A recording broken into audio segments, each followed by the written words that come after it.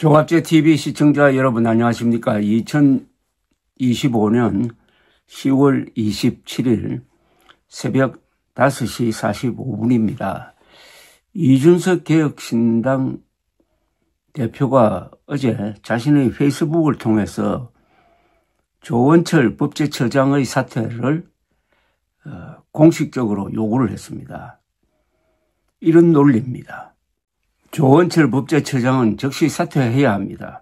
그리고 이재명 대통령께서는 국민의 세금으로 월급을 받는 공직에 더 이상 자신의 가별초 변호사들을 임명하지 않기를 바랍니다. 가별초라는 이 용어는 고려시대에 권세가 센 가문에서 운영했던 일종의 사병제도입니다. 그러니까 자신의 사적인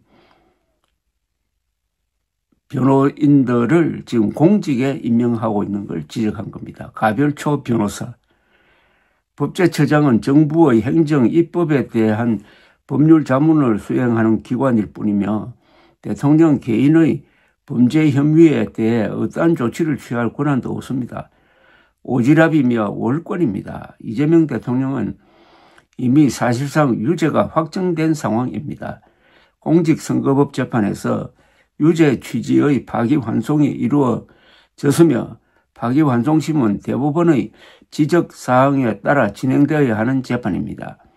당연히 파기환송을 결정한 대법원은 그들이 제시한 방향대로 사건이 다시 유죄로 올라올 경우 유죄를 확정할 가능성이 매우 높습니다. 그래서 이재명 대통령과 더불어민주당이 수단과 방법을 가리지 않고 조희대 대법원장을 공격하며 끌어내리려는 이유는 명확합니다.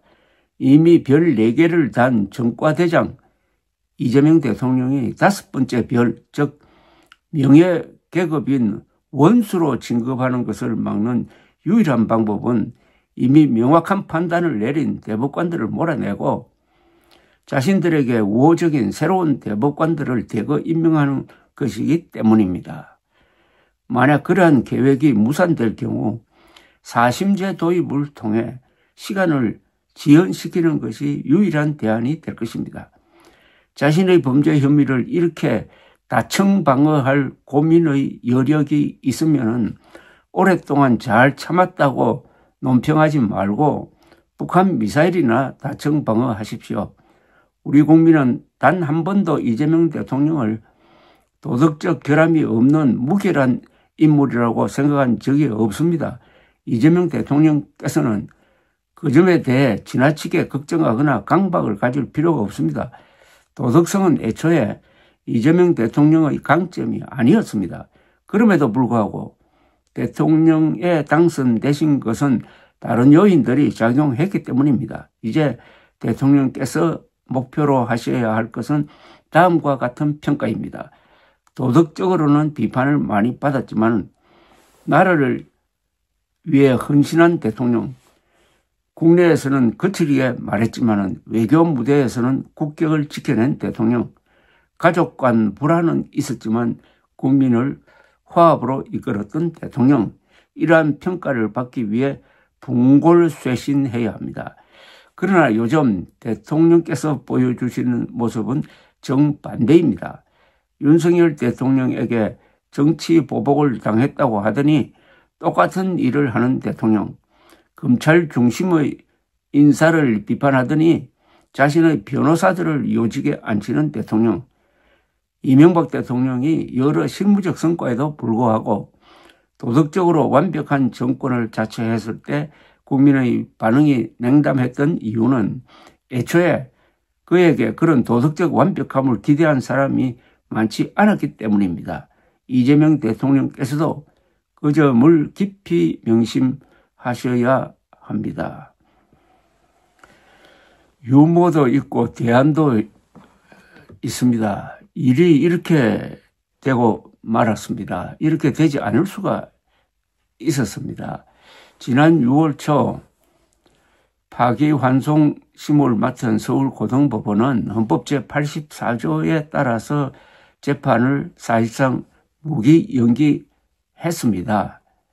즉 헌법 제84조는 대통령은 내란 외환의 죄를 저지르지 않는 한 형사소추되지 않는다고 적혀 있습니다. 이 형사소추를 해석을 할 때 기소만 의미한다고 볼 것이냐 아니면 재판까지 포함한다고 볼 것이냐에 대해서 학자들 사이에 서로 의견이 갈리는데 재판소가 이것은 재판까지 포함된다고 판단한 것처럼 연기를 한 겁니다. 그렇다면은 이재명 대통령과 민주당 정권은 그걸 받아들여 가지고 다른 재판도 중지되는 것으로 본다 하는 입장을 견지하고 다른 국정에 전념했어야 되는데 이게 그렇게 불안했던지 조희대 대법원장을 몰아내는데 국정의 제1우선순위를 둠으로써 이제는 국민들도 사법개혁하지만은 이것의 목표는 이재명 대통령 한 사람 사법 리스크 없애주기 위해서 사법부를 뒤흔들고 있고 상권 분립을 지금 위협하고 있다. 이렇게 보게 된 것입니다. 이게 얼마나 큰 실수입니까?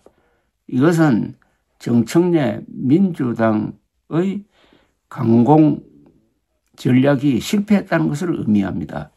그리고 특검이 지금 계속 무리한 수사를 해가지고 구속영장이 잇따라 기각되고 있고 특검이 말썽을 부리고 수사하다가 돌아가시는 공무원이 생기고 하니까 특검을 이용해가지고 국민의힘을 내란 비호정당으로 몰아가지고 정당 해산으로 몰고 가겠다는 전략도 지금 여론의 벽에 부딪힌 이 상황입니다.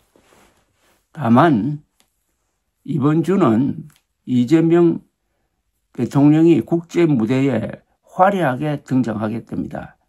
경주의 APEC 정상회담이 세계적 기사가 되고 이게 한 일주일쯤 가게 될 것입니다. 시진핑 트럼프 회담에서 미국과 중국의 무역 갈등이 어떻게 정리가 되느냐.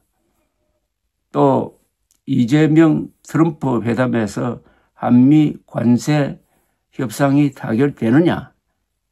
아니면은 판문점에서 트럼프 김정은 회동이 이루어질 것이냐 등등 세계적 뉴스가 준비되어 있는 이 상황에서는 이재명 대통령의 성공이 국익을 지키는 것이다 하는 식으로 국민들의 마음이 모아질 가능성이 높습니다. 따라서 이번 주의를 좋은 계기로 삼아가지고 이재명 대통령이 사법 리스크에서 벗어나서 이 사법 파동으로 가고 있는 이 상황을 멈추고 심기일전하고 우리 국민들도 대통령은 글자 그대로 국민 전체를 통합하는 사람이니까 대통령이 국제 무대에서 국익을 지키는 활동은 지원을 해야 되고 특히 국민의힘이 이런 외교 안보 문제에 대해서는 적극적으로 대통령을 지원해야 된다는 이런 마음, 이게 바로 선공후사 아니겠습니까? 공적인 것을 앞세우고 사적인 것을 뒤로 미루는 이런 마음가짐을 갖게 되도록 이재명 대통령, 특히 정청래 민주당이 잘해야 되는 것입니다. 저는 이런 대안을 가지고 이준석 개혁신당 대표가 이런 글을 올렸다고 생각합니다. 조원철 법제처장이 이재명 대통령이 관련된 사건은 전부 무죄라고 생각한다 라는 그런 이야기를 왜 합니까? 법제처장은 그런 질문이 들어오면은 그것은 법제처장으로서 발언할 수 있는 영역을 넘는 것이다 라고 입을 다물었어야죠. 무슨 충성 경쟁하려고 하다가 이렇게 물러나라는 공격을 받고 있지 않습니까? 감사합니다.